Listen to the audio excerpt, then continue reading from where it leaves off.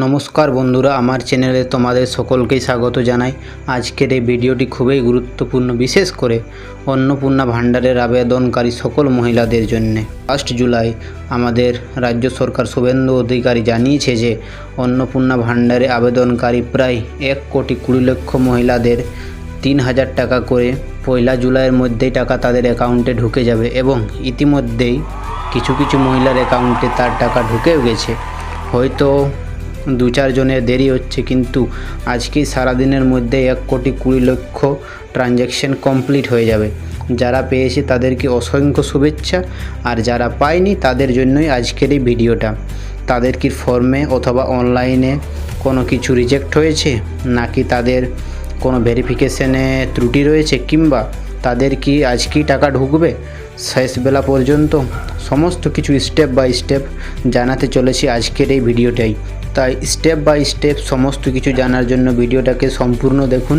সবার প্রথমে তোমাদের মোবাইলে অথবা যদি কম্পিউটার থাকে তাহলে কম্পিউটারে গিয়ে গুগল ক্রোম ওপেন করে তাতে সার্চ করবেন socialregistry.wb.gov.in।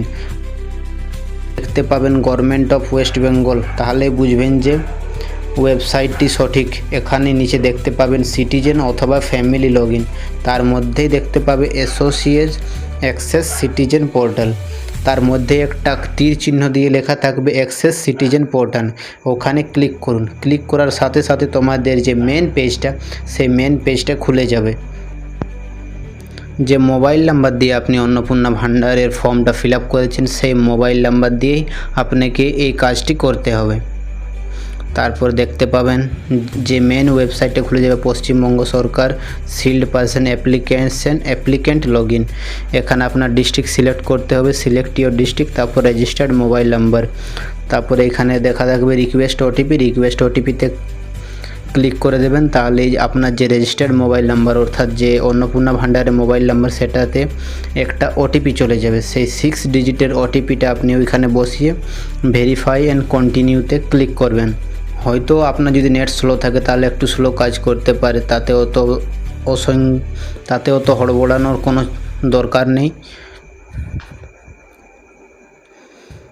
এবং ওটিপি বসিয়ে দিলে application submitted, family level data collection form, এই পপ আপ নয়, application submitted family data level collection. এখানে তুমি দেখতে পাবে যে হেড অফ দ্য ফ্যামিলি কী রয়েছে, submission date and time, head of the ফ্যামিলির মধ্যে কে রয়েছে, তার নিচেই দেখতে পাবে ডাউনলোড ফর্মটা কিভাবে ডাউনলোড করবে, ওইখানে ডাউনলোড ফর্মে ক্লিক করবেন। তারপর দেখতে পাবেন application number, application status, submission date. যদি আপনার অ্যাপ্লিকেশন স্ট্যাটাসে সাবমিটেড লেখা থাকে, অর্থাৎ এর মানে হলো আপনি যে অ্যাপ্লিকেশনটা দিয়েছেন সেটা সাবমিট করা হয়েছে। হয়তো কিছুদিনের মধ্যে আপনার অ্যাপ্লিকেশন অ্যাপ্রুভ হয়ে যাবে, অথবা হয়তো 2-1 দিনের মধ্যেই প্রসেসে থাকতে পারে, অথবা প্রসেসে হওয়ার পর আপনার সাবমিট হওয়ার পর যদি অ্যাপ্রুভ হয়ে যায়, তাহলে অ্যাপ্রুভ হওয়ার 1-2 দিনের মধ্যেই টাকা আপনার অ্যাকাউন্টে ঢুকে যাবে। তারপর আমি আবার একটি আইডি দিয়ে লগইন করে দেখাচ্ছি যে যেহেতু আমি এক সিএসপি চালাই, তার জন্য আমি আরেকটা অন্য আইডি দিয়ে লগইন করে দেখাচ্ছি। এই যে আমি আরেকটা যে আইডি লগইন করেছি, অর্থাৎ যে অন্নপূর্ণা ভাণ্ডারের আরেকটা অ্যাপ্লিকেশন দিয়েছি, এটাতে অ্যাপ্রুভ লেখা হয়েছে। অ্যাপ্রুভ লেখার মানে হচ্ছে হয়তো আপনার টাকা ঢুকে গেছে, অথবা এই আজকের মধ্যেই যে 1 জুলাই রয়েছে, 1 জুলাইয়ের মধ্যেই টাকা ঢুকে যাবে, অথবা হয়তো 1-2 দিন দেরি হতে পারে, কিন্তু আপনার অ্যাপ্রুভ হয়েছে, তার মানে আপনার টাকা নিশ্চিত ঢুকবে। ব্যাংকে গিয়ে একবার যোগাযোগ করুন যদি আপনার অ্যাপ্রুভ রয়েছে। তো 3 নাম্বার হলো রিজেক্টেড।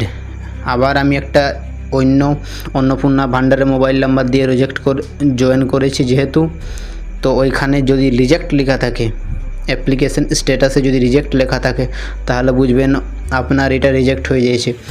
কিছু লোক হয়তো অন্নপূর্ণা ভাণ্ডারে তার বয়স হয়নি, অর্থাৎ তার 25 বছর হয়নি, তাও সে অ্যাপ্লিকেশন সাবমিট করে দিয়েছে, অথবা ভুল ত্রুটি কিছু করেছে। হয়তো যে ডকুমেন্টসগুলো ভেরিফাই করার ছিল, সেই ডকুমেন্টসগুলো ভেরিফাই করে আপলোড করেনি, অথবা অফলাইনে গিয়ে তার নিজের ডিস্ট্রিক্টের ব্লকে জমা দিয়েছে, তার জন্য তার ফর্মটা রিজেক্ট হয়ে গেছে।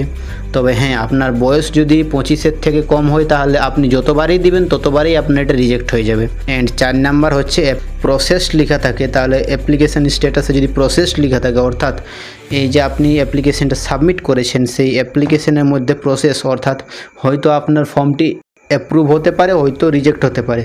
তবে যদি আপনার সমস্ত তথ্য একদম যাচাই করে সব কিছু ঠিক থাকে তাহলে নিশ্চিত আপনার ফর্মটি অ্যাপ্রুভই হবে। তাই এটা নিশ্চিত রাখুন যে যদি আপনার ফর্ম অ্যাপ্রুভ রয়েছে তাও আপনি টাকা পাবেন, যেহেতু আপনার ফর্ম যদি প্রসেসে রয়েছে, আপনার যদি সমস্ত তথ্য ঠিক রয়েছে তাহলে আপনি নিশ্চিত টাকা পাবেন, এর জন্য কোনো সন্দেহ নেই।